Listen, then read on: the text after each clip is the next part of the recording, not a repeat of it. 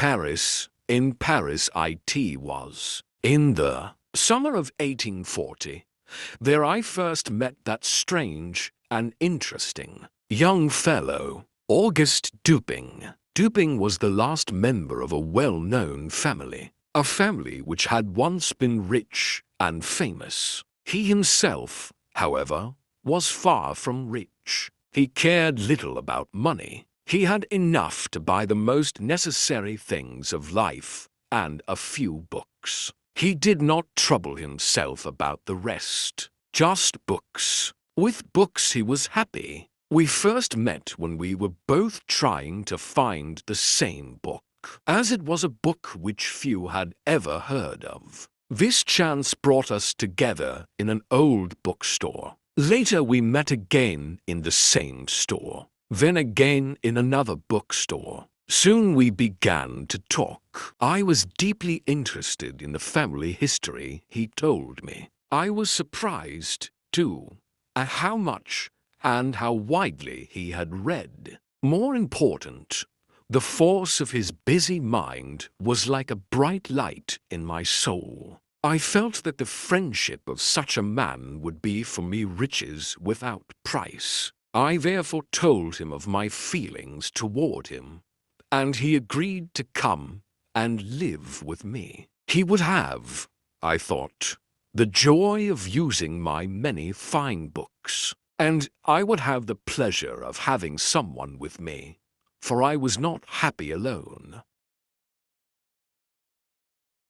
We passed the days reading, writing, and talking, but Dupin was a lover of the night, and at night, often with only the light of the stars to show us the way, we walked the streets of Paris, sometimes talking, sometimes quiet, always thinking. I soon noticed a special reasoning power he had, an unusual reasoning power. Using it gave him great pleasure. He told me once, with a soft and quiet laugh, that most men have windows over their hearts. Through these he could see into their souls. Then he surprised me by telling what he knew about my own soul. And I found that he knew things about me that I had thought only I could possibly know. His manner at these moments was cold and distant. His eyes looked empty and far away,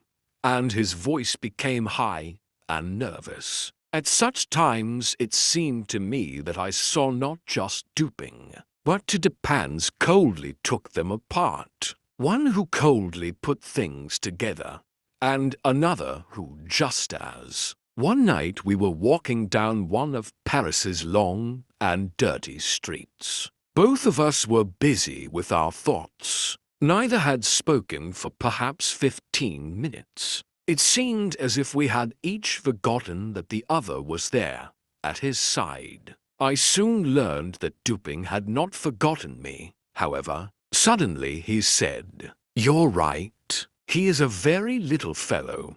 That's true. And he would be more successful if he acted in lighter, less serious plays."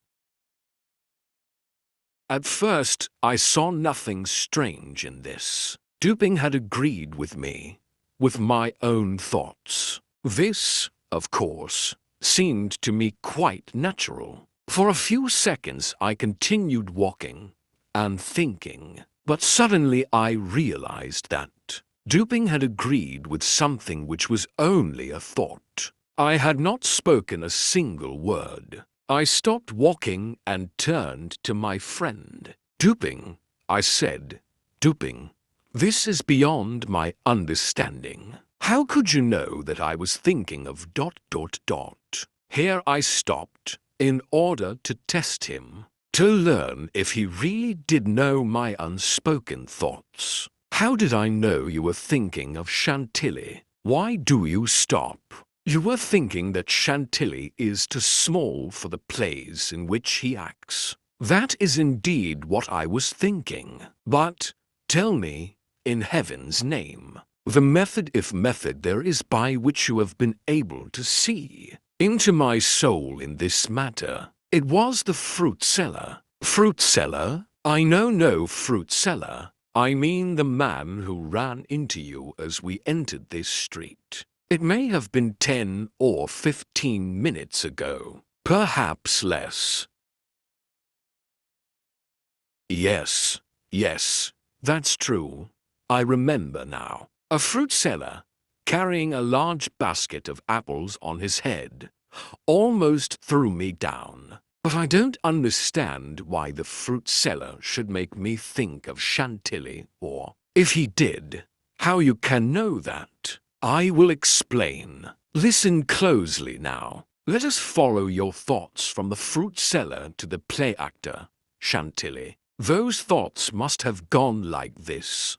From the fruit seller to the cobblestones. From the cobblestones to stereotomy. And from stereotomy to Epicurus, to Orion, and then to Chantilly. As we turned into this street, the fruit seller, walking very quickly past us, ran against you and made you step on some cobblestones, which had not been put down evenly, and I could see that the stones had hurt your foot. You spoke a few angry words to yourself, and continued walking, but you kept looking down at the cobblestones in the street. So I knew you were still thinking of stones. Then we came to a small street, where they are putting down street stones, which they have cut in a new and very special way. Here your face became brighter, and I saw your lips move. I could not doubt that you were saying the word stereotomy, the name for this new way of cutting stones. It is a strange word, isn't it? But you will remember that we read about it in the newspaper only yesterday. I thought that the word stereotomy must make you think of that old Greek writer named Epicurus, who wrote of something he called atoms. He believed that the world and everything in the heavens above are made of these atoms.